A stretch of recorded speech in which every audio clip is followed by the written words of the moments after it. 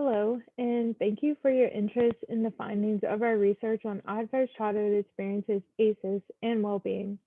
The purpose of this study was to examine the intergenerational continuity of ACEs between two generations, college students and their primary caregivers, whom the college students identified as the most influential while growing up.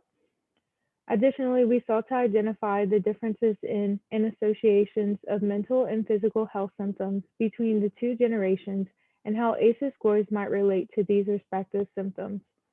A sample of 152 college students were recruited through UL Lafayette Psychology Department's Jeanis systems to voluntarily participate in a survey, and their primary caregivers were recruited by their respective college student.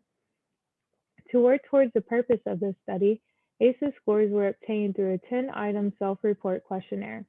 ACEs are traumatic events such as physical, emotional, and sexual abuse, emotional and physical neglect, and domestic violence in the home and/or towards the mother that occur within the first 18 years of an individual's life. Next, the Depression Anxiety Stress Scale, DAS, was used to assess the mental symptoms, and the somatization subscale of the Symptom Checklist 90, revised, was used to evaluate the physical symptoms.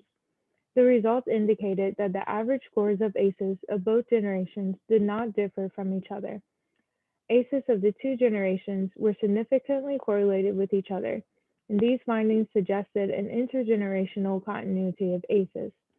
ACEs of college students were significantly correlated with their own report of mental and somatic symptoms. Also, college students reported more mental and somatic symptoms than their primary caregivers.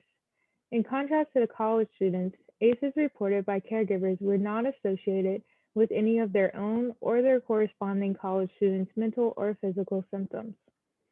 So even though the findings indicated that ACEs of one generation mirrored those of the next generation, there were differential effects of ACEs on mental and physical health between the two generations.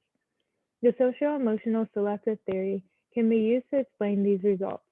This theory suggests that the older generation tends to focus on more positive aspects of their lives, which may explain why college students reported higher scores of mental and somatic symptoms than their caregivers, and why there were no associations between ACEs and the health outcomes in the older generation.